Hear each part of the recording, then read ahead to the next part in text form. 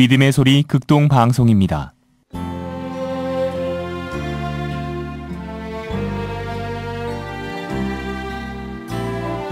생명의 말씀.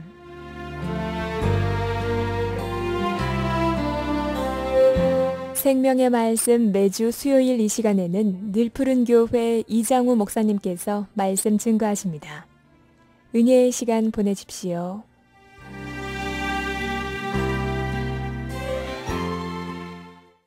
주 안에서 평안을 전합니다. 오늘은 누가복음 8장 1절에서 3절 말씀을 통하여 예수님이 선포하신 하나님의 나라를 보겠습니다.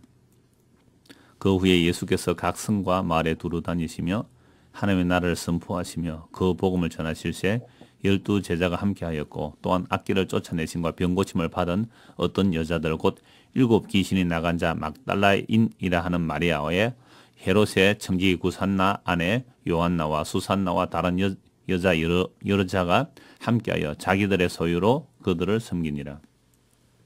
오늘 말씀은 예수님께서 하나님 나라를 선포하신다고 합니다. 우리가 생각하는 하나님 나라는 어떤 나라입니까?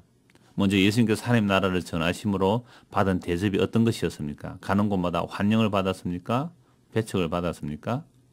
오병이의 기적을 보고서 사람들이 예수님을 임금 삼으려고 했습니다. 환영받았습니다. 그때 예수님은 그런 자들을 피하여 갔습니다.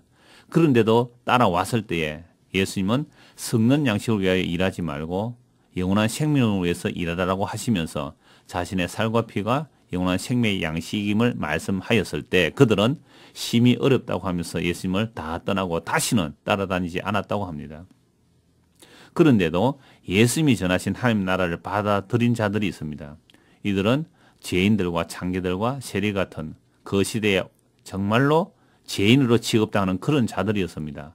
반면에 그 당시에 사람 구실을 한다고 여기는 자들, 경제적 여유도 있고 상식과 교양도 있고 더구나 율법을 잘 지킨다고 하는 그들이 왜 하나님의 나라를 선포하는 예수님을 거부하고 결국 십자가에 죽이기까지 한 것입니까?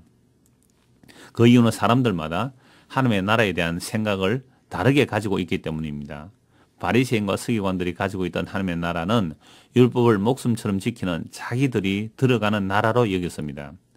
바리새인들보다 더한 에시네파 사람들은 바리새인도 이미 세상에 타협하는 사람이라고 보고 자기들은 사막의 동굴 같은 곳에서 은둔하면서 하나님의 나라가 오기를 기다린 사람들입니다. 이들은 또 이들 나름대로 하나님의 나라는 자기들만이 들어갈 수 있다고, 그래서 자기들이 의의 자식들이라고 빛의 자녀들이라고 그렇게 살았습니다. 또 다른 열심당원들은 무력으로도 하나님의 나라를 이루어 가야 한다고 했습니다.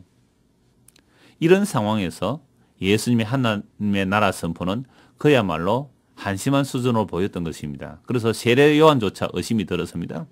도대체 예수님이 전하신 하나님의 나라의 선포는 무엇입니까? 예수님이 전하신 하나님의 나라는 이 세상의 나라와 전혀 다른 나라입니다. 세상 사람들이 생각하는 나라는 영토와 백성과 주권이 있어야 합니다. 그것도 다른 나라의 간섭을 받지 않아야 강력한 나라가 되기를 원하고 있습니다. 그런데 예수님의 부르심을 받고 예수님을 따르는 제자들이 생각한 하나님의 나라도 역시 이 세상에서 힘으로 통하는 그런 나라였습니다. 그러므로 예수님 주변에 모여드는 여자와 어린아이들을 귀찮은 존재로 여겼습니다. 여인들이 아이들을 안고 예수님께 가까이 오는 것을 제자들이 막았습니다. 자기들은 지금 하나님의 나라를 이루기 위해서 열심히 일하고 있는데 도움도 되지 않는 여자와 아이들이 몰려오는 것을 용납하지 않았습니다. 그러나 예수님은 그런 제자들을 책망하시면서 어린아이 하나를 세우시고서 천국은 이런 어린아이 같이 받아들이는 자의 것이라고 하였습니다. 어린아이란 자기의 능력이 없는 자들입니다. 부모가 주는 대로 받는 것이 어린아이입니다. 부모가 주는 것을 싫다고 내팽개치면 이미 그는 어린아이가 아닙니다. 그러므로 하나님의 나라는 주시는 것을 은혜로 받는 것이지 제자들처럼 자기들이 세를